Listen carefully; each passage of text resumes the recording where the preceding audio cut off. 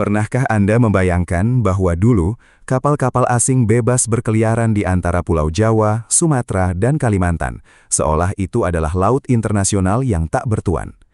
Indonesia saat itu hanyalah kumpulan pulau-pulau yang terpisah, tanpa kedaulatan atas air di antara mereka. Sebuah celah hukum peninggalan kolonial yang mengancam persatuan bangsa yang baru seumur jagung.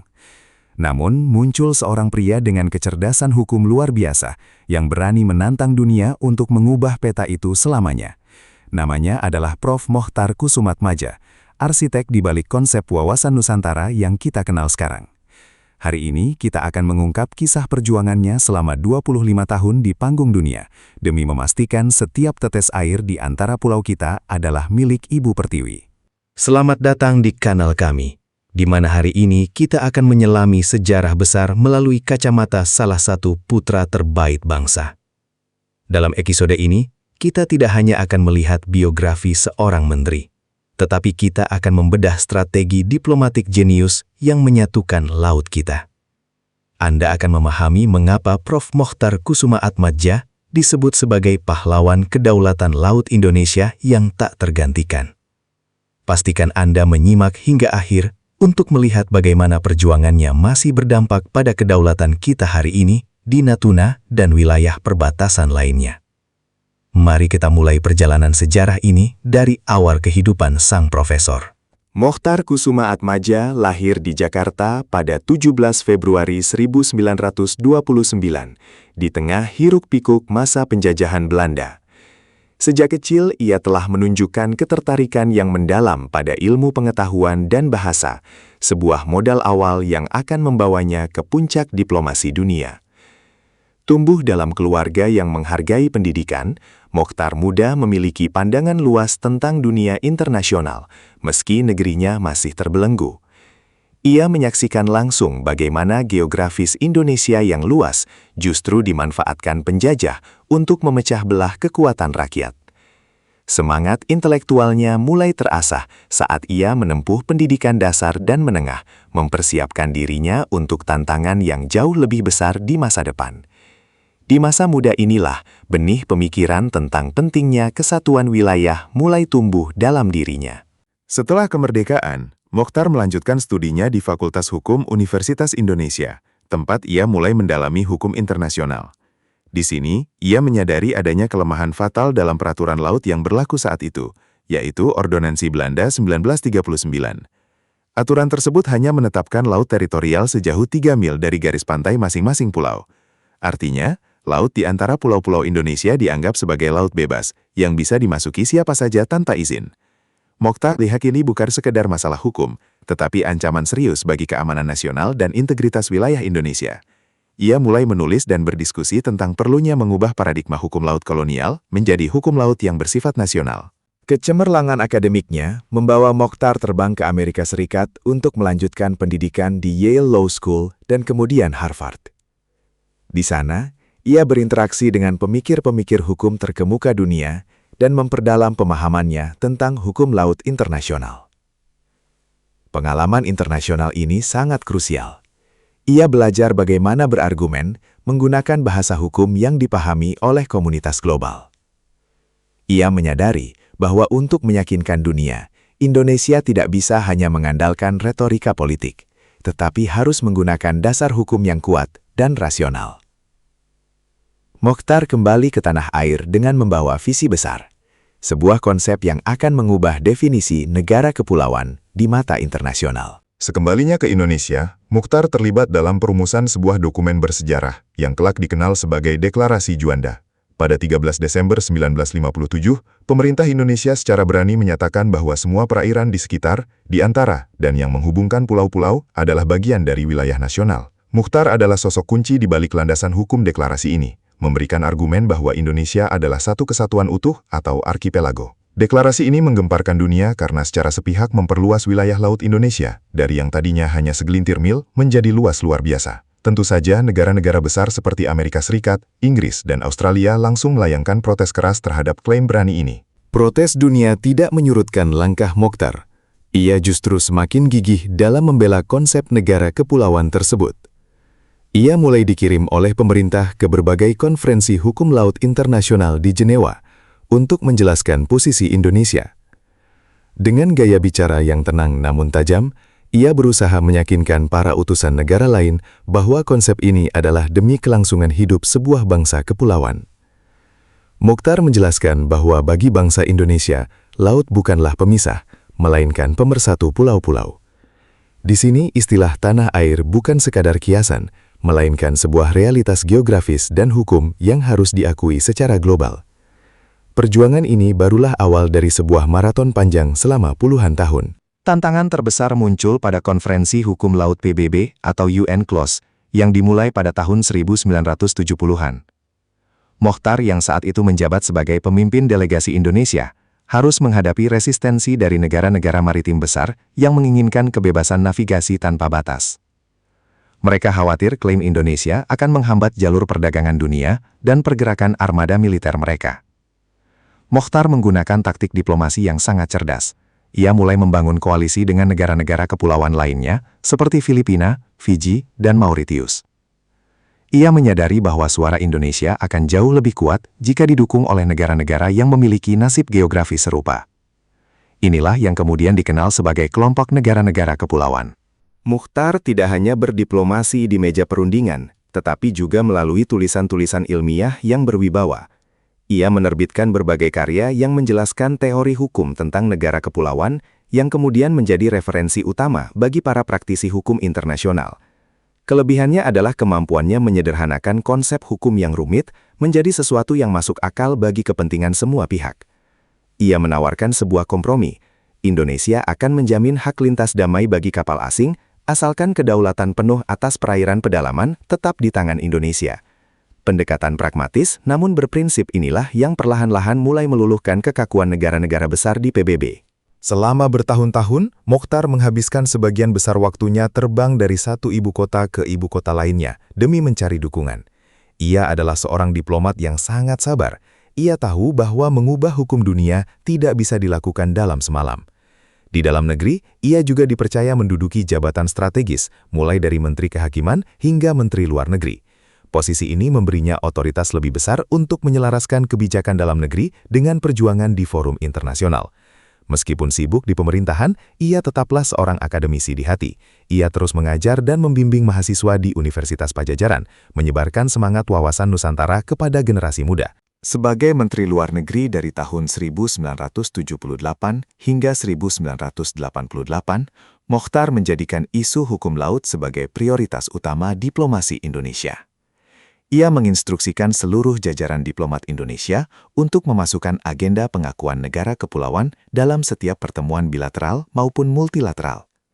Ia sangat piawai dalam menjalin hubungan personal dengan para pemimpin dunia, menggunakan pesona dan kecerdasannya untuk memenangkan simpati.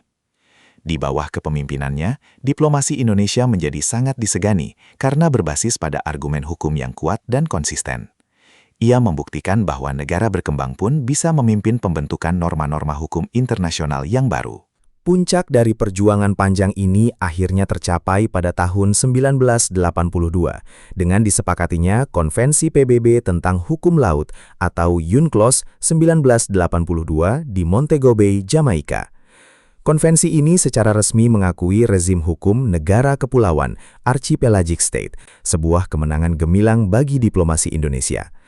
Perairan di antara pulau-pulau yang selama puluhan tahun diperjuangkan akhirnya secara sah diakui dunia sebagai wilayah kedaulatan penuh Indonesia. Ini adalah momen bersejarah di mana luas wilayah Indonesia bertambah berlipat ganda tanpa setetes pun darah tertumpah. Prof. Mokhtar Kusumatmadja berdiri sebagai saksi sekaligus aktor utama dalam penandatanganan dokumen yang sangat berharga bagi masa depan bangsa tersebut. Keberhasilan UNCLOS 1982 bukan hanya kemenangan bagi Indonesia, tetapi juga bagi stabilitas kawasan Asia Tenggara. Dengan batas-batas laut yang jelas, potensi konflik antar tetangga dapat diminimalisir melalui jalur hukum dan negosiasi. Mokhtar telah memberikan fondasi yang kokoh bagi Indonesia untuk mengelola sumber daya lautnya, mulai dari perikanan hingga energi lepas pantai. Wawasan Nusantara bukan lagi sekadar mimpi politik Soekarno atau Juanda, melainkan kenyataan hukum internasional yang mengikat semua negara. Melalui UNCLOS, Indonesia memiliki hak eksklusif untuk mengelola kekayaan alam di zona ekonomi eksklusif yang luasnya mencapai jutaan kilometer persegi. Namun, peran Mochtar tidak berhenti pada masalah laut saja. Sebagai Menteri Luar Negeri, ia juga berperan aktif dalam menyelesaikan konflik regional. Salah satu pencapaian besarnya adalah merintis upaya perdamaian di Kamboja melalui Jim's Cocktails atau Jakarta Informal Meetings. Ia menggunakan gaya diplomasi yang santai namun efektif untuk mempertemukan pihak-pihak yang bertikai dalam suasana yang tidak kaku. Mochtar percaya bahwa dialog adalah satu-satunya cara untuk mengakhiri penderitaan rakyat akibat perang saudara yang berkepanjangan. Pendekatan ini memperkuat citra Indonesia sebagai negara yang cinta damai dan mampu menjadi mediator yang jujur di panggung dunia. Di dalam negeri, sebagai Menteri Kehakiman, ia melakukan reformasi besar dalam sistem hukum nasional yang masih banyak berbau kolonial.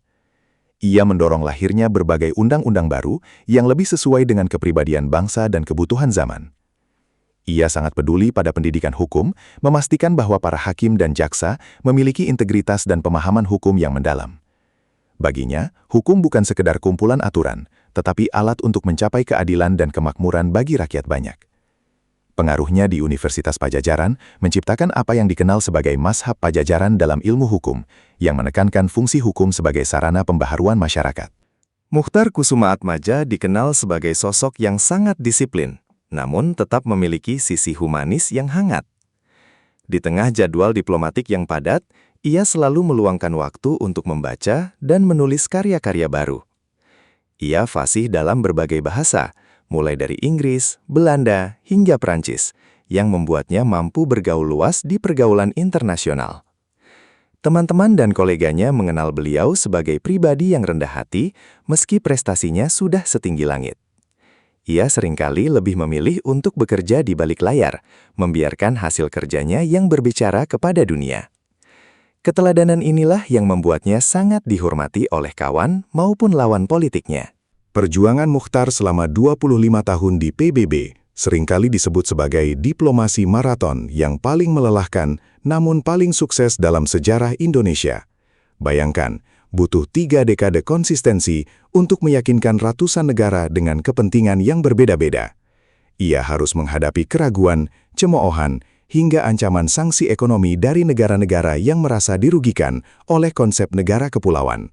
Namun, Mochtar tetap tenang. Ia selalu berkata bahwa kebenaran hukum pada akhirnya akan menemukan jalannya sendiri.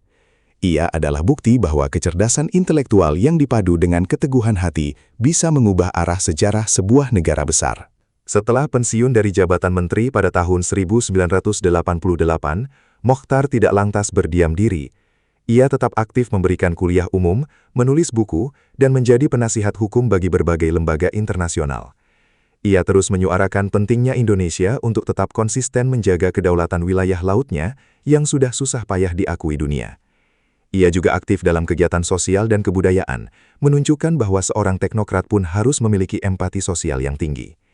Dedikasinya terhadap bangsa seolah tidak pernah padam, meski usia mulai memakan fisiknya. Baginya, pengabdian kepada negara adalah proses seumur hidup yang tidak mengenal kata akhir. Satu hal yang jarang diketahui publik adalah kecintaan Prof. Mochtar terhadap seni dan musik. Di sela-sela waktu luangnya, ia gemar menikmati musik klasik dan sering menghadiri pertunjukan seni budaya.